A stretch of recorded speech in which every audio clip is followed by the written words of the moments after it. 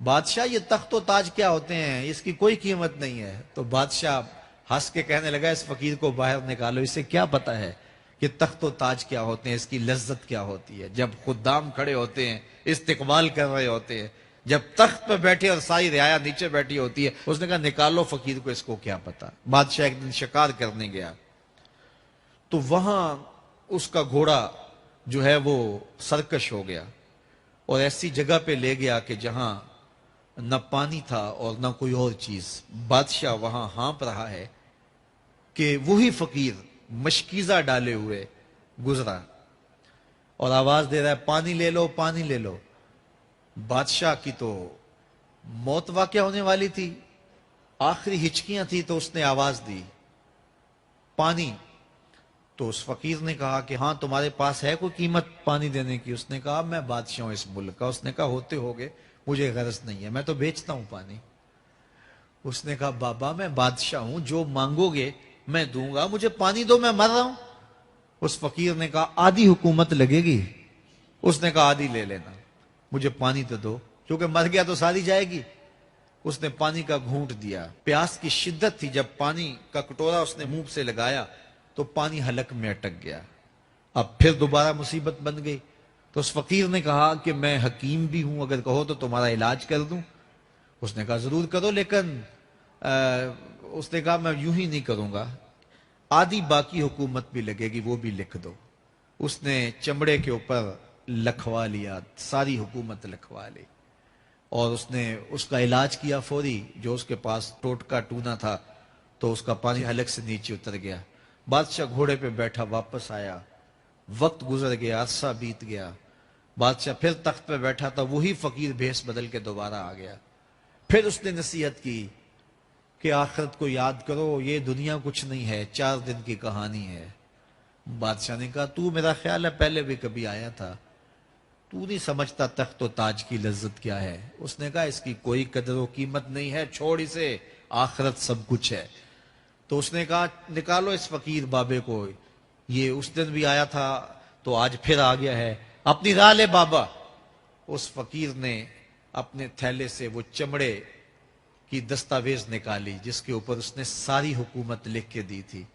اس نے کہا بادشاہ یہ ہے تیری حکومت کی قیمت، صرف 2 گھونٹ پانی، جس پر تو نازاں ہے، جس پر تجھے فخر ہے، تو قبل اس سے سورج مغرب سے طلوع ہو جائے، توبہ کا دروازہ بند ہو جائے، سانسیں اٹک کے حلق تک آ جائیں، اور ہماری زندگی کا دفتر سمیٹ دیا جائے، اور پھر پچھتائیں ہائے جو چند لمحے ضائع کیے، ہائے جو زندگی برباد کی وہ کیوں برباد کی۔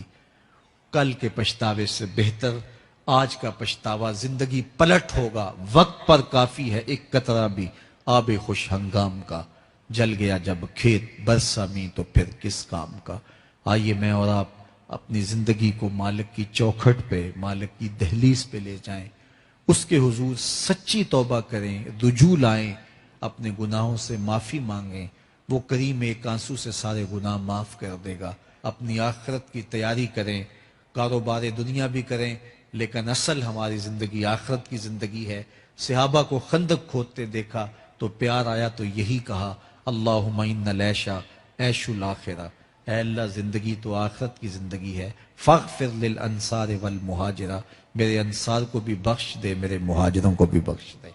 تو اللہ تعالی ہم سب کی مغفرت فرمائے۔ انسان کو اللہ تعالیٰ نے اتنی نعمتیں عطا کی ہیں کہ اگر وہ ان کا احساس کر لے تو کبھی بھی ناشکری اس کے انداز سے، رویے سے اور اس کی طرز زندگی سے ظاہر نہ ہو، بلکہ اس کا سانس سانس جو ہے وہ اللہ کا شکر کرے، اللہ کی تقدیس کے گیت گائے۔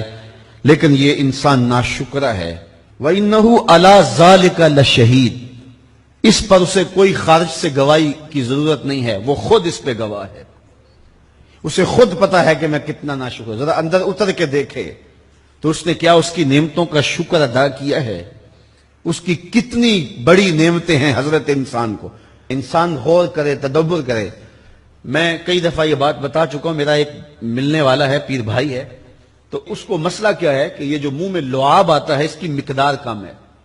تو بنیادی طور پہ وہ لیکچرار ہے، تو اس نے روز جو ہے وہ طلباء کو لیکچر دینا ہوتا ہے تو 15 منٹ نہیں بول پاتا کہ منہ خشک ہو جاتا ہے.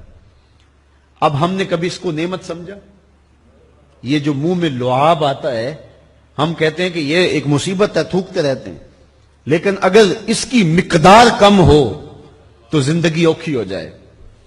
یہ نظام انہضام پہ بھی اثر انداز ہوتا ہے اور پھر اس کی بینائی بھی کمزور ہو گئی, ایک آنکھ کی بینائی تو بالکل ختم ہو گئی. مرض کیا ہے, مسئلہ کیا ہے, کون سی نعمت کم مل رہی ہے؟ پانی نہیں مل رہا, مل رہا ہے. آکسیجن نہیں مل رہی ہے. گردش خون جاری ہے.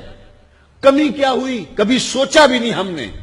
لعاب کی مقدار ضرورت سے کم ہے تو زندگی مشکل ہو گئی. انسان یہ لعاب جس کی اہمیت تیری نظر میں کوئی نہیں, یہ کم ہو تو پھر زندگی عذاب بن جائے. تو اللہ نے جو تجھے نعمتیں دی ہیں اگر وہ نہ ہوں تو پھر بتا زندگی کیسے گزرے. تو انسان کو اتنی نعمتیں دی ہیں اللہ نے, اتنا کچھ عطا کیا ہے. اوناسس نامی دنیا کا امیر ترین شخص تھا, اس کی آنکھوں کے پپوٹے کام کرنا چھوڑ گئے. یہ آٹومیٹک سسٹم رب نے لگایا ہوا ہے, ادھر سے تنکا اڑا, ادھر آنکھ بند ہو گئی. اب ڈاکٹر سلوشن ٹیپ لگا کے اس کی آنکھ کھولتا تھا اور جب سوتا تھا تو ٹیپ لگا کے بند کر دیتا تھا. کسی نے اس سے پوچھا کہ زندگی کی سب سے بڑی آرزو, کہا کاش اپنی آنکھیں اپنی مرضی سے کھول سکوں. کہا اس کے لیے کوئی قیمت پیسے دینے پڑے تو کتنے دے گا؟ کہا ساری دولت لگا دوں گا. کبھی ہمیں یہ احساس ہوا؟ بہت سارے لوگوں کو آج پتا چلا ہوگا یہ بھی ایک سسٹم ہے, ایسا ہے رب نے قدرتی لگایا ہوا ہے. اس پر کوئی بل ہی نہیں کبھی آیا.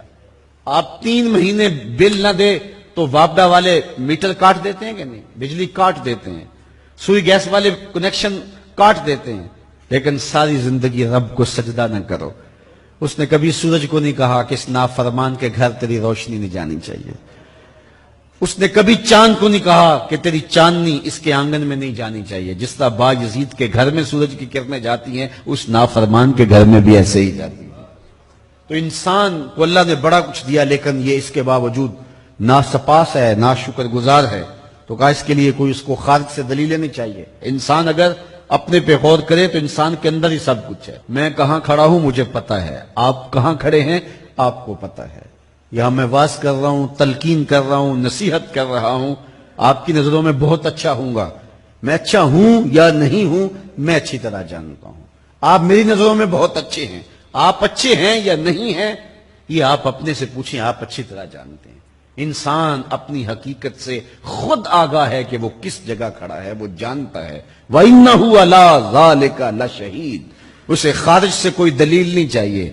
آج وقت ہے اپنا رب سے جوڑ لیں. اس کی رحمتوں کے دروازے کھلے ہوئے, اس کی کرم نوازیوں کا می برس رہا ہے. یہ موسم نور ہے نا, ایک نیکی کرو 70 نیکیوں کا ثواب ملتا. کرم نوازیوں کی برکھا برستی ہے. وہ ایک فقیر تھا, وہ بازار میں کھڑا رو رہا تھا. کسی نے رک کے پوچھا, کہا بابا کیوں رو رہے ہو, کیا ہوا ہے تمہیں؟ کسی نے مارا ہے, تنگ کیا ہے, بھوک کی شدت ہے, کیا ماجرا ہے؟ کہا نہ بابا یہ میرے مسئلے نہیں ہیں. کہا پھر کیوں کھڑے ہو؟ وہ مجذوب تھا. کہنے لگا میرا پروگرام بنا کہ بندوں کی اور رب کی صلح کروا دوں. تو کہا پھر کیا ہوا؟ کہا وہ تو مانتے ہیں یہ نہیں مانتے. وہ تو کہتا ہے لے آئے نے میری دہلیز پہ, ایک آنسو سے سارے گناہ معاف کر دوں, لیکن یہ میری سنتے ہی نہیں ہے. ایسا پیار ہو گیا دنیا سے, میری بات ہی نہیں سمجھتے. میں انہیں سمجھاتا ہوں آگے سے مجھے پتھر مارتے ہیں. میں ان کی خیر کے لیے ان کو کہانی سنا رہا ہوں, میاں یہ دنیا عارضی ہے, لیکن یہ مجھے گھور گھور کے دیکھتے ہیں. مجھے ان کی عقل پہ رونا آ رہا ہے. وہ کہتا ہے لے آ میری چوکھٹ پہ, ابھی معاف کر دوں گا, ایک آنسو سے سارے گناہ دھو ڈالوں گا, سمندر کی جھاگ کے برابر بھی گناہ ہیں تو مٹا ڈالوں گا. لیکن یہ سمجھتے نہیں ہیں. خیر وہ چلا گیا. اگلے دن گیا تو قبرستان کے قریب سے گزرا تو وہ فقیر وہاں کھڑا رو رہا تھا. تو وہ پھر رو گیا. کہا بابا عجیب کہانی ہے تیری, بازاروں میں بھی روتا ہے اور قبرستانوں میں بھی روتا ہے, آج کیا مسئلہ ہے؟ کہا آج بھی میرا کل والا ہی مسئلہ ہے. کہا آج کیا مسئلہ ہے؟ کہا آج میں ادھر آیا تھا کہ ان کی اور رب کی صلح کروا دوں. تو کہا آج پھر کیا بنا؟ کہا آج یہ مانتے ہیں وہ نہیں مانتا. تو قبل اس سے کہ وہ وقت آئے کہ پھر وہ نہ مانے, آج لے ان کی پناہ, آج مدد مانگ ان سے, کل قیامت کو نہ مانیں گے اگر مان گیا. تو یہ تھوڑا وقت ہے زندگی کا, اس زندگی کو غنیمت سمجھے. آفاق کے ہر ہر گوشے میں قرآن سنا کر دم لینا، اب رکنا نہیں، اب تھمنا نہیں، فردوس میں جا کر دم لینا، آفاق کے ہر ہر گوشے میں قرآن سنا کر دم لینا، اب رکنا نہیں، اب تھمنا نہیں۔